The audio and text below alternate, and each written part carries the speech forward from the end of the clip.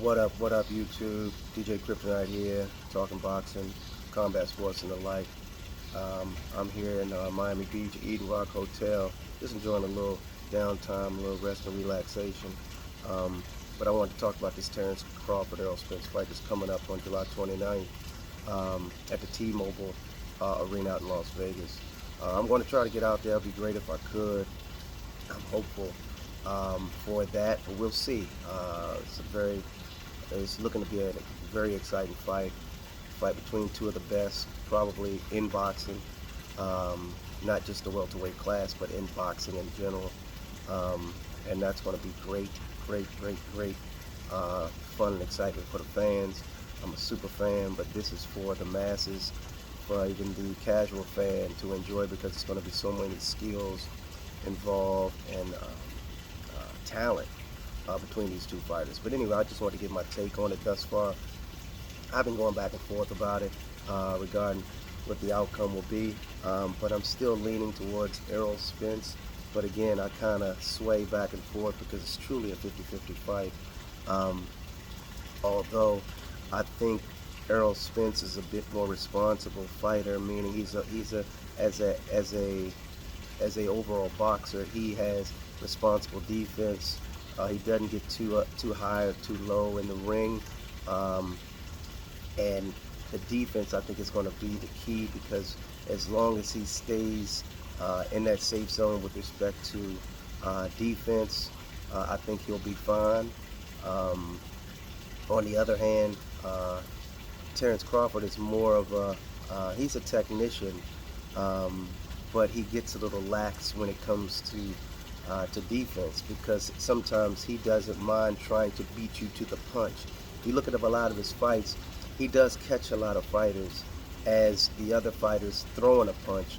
He actually throws, and simultaneously those punches are landing, but his pretty much lands first, or it's a matter of inches, where when his opponent throws a punch and he throws a better punch and eludes that boxer's punch, and that could get a little dangerous in there with Errol Spence. So if you're trying to uh, go punch for punch with Errol Spence, that may be a bit dangerous, given the way Errol Spence can land punches. He's a fairly accurate boxer, and if Terence Crawford decides to use that tactic where he tries to stay in the pocket or kind of uh, gauge the distance, and as he's doing that, once he establishes that distance and he tries to punch, punch for punch with Errol, that may be a bit dangerous, because Errol's punches are just as fast and probably just as accurate. So that could be a little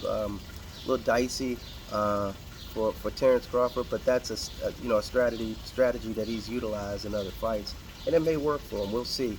I know they a lot of the boxing experts simply state that Terence Crawford is more of an athlete.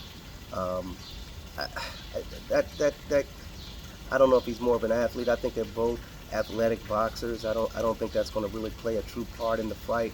I think it's going to come down to fundamentals, because whoever is kind of sticks to the game plan and keeps that defensive responsibility in place, I think that's going to be the winner. Because if Terence Crawford thinks he can get away with keeping his hands aren't always up, and thinking that he can always beat Errol Spence to the punch, that's going to be that's a problem that's a subject for disaster. Because Errol Spence is a busy puncher. He throws a lot of punches and bunches, and he changes speeds on them. If you look at Errol Spence fights, a lot of his punches aren't always the same speed. So he kind of puts people to sleep with, he may throw a pity pat punch, a 1-2, a 3, a 1-2, and then he'll throw a power shot behind it, and he'll slow that shot up just so it actually gets through the guards. Because like a pitcher, you want to throw off-speed punches, much like pitchers throw off-speed pitches. If you're expecting something coming 90 miles an hour and it comes at you at 80, it throws your timing off, and then a lot of times, you'll get hit with it. That's kind of the baseline to Errol Spence's strengths. So he throws a lot of punches and bunches, and they're off-speed, fast, power. He does all of those things. On the other hand, Terence Crawford is more of he's a switch hitter, but he's more of a he throws a lot of power shots. And he throws he uses his jab, but for the most part he's countering with power. That's what he does. He counters with power and waits for you to make a mistake. And once you make that mistake, then he starts to walk you down. That's kind of how Terence Crawford does business, and we'll see how it goes. And one other thing, what people don't realize is Terence Crawford's reach is for his height. You know, they keep talking about, you know, he's undersized and that sort of thing.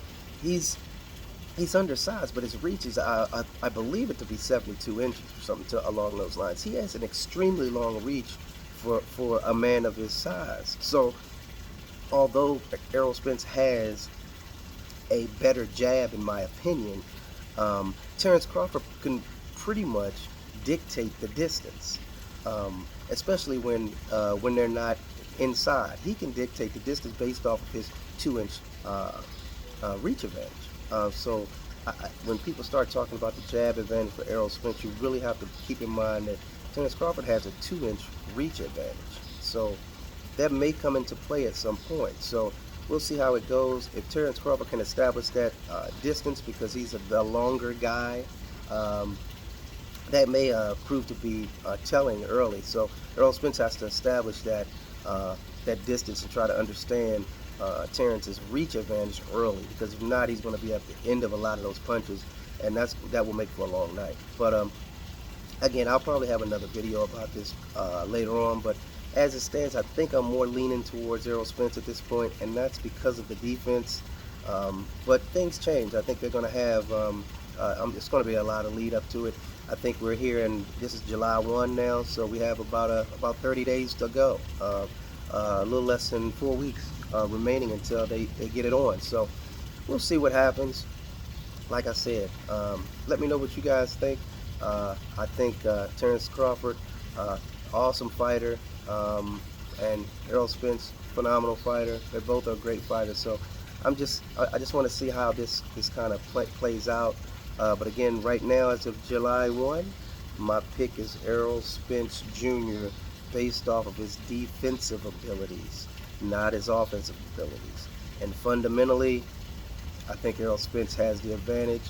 On the other hand, Terence Crawford, if he catches him with a nice counter shot, he'll probably put him to sleep or walk him down at that point.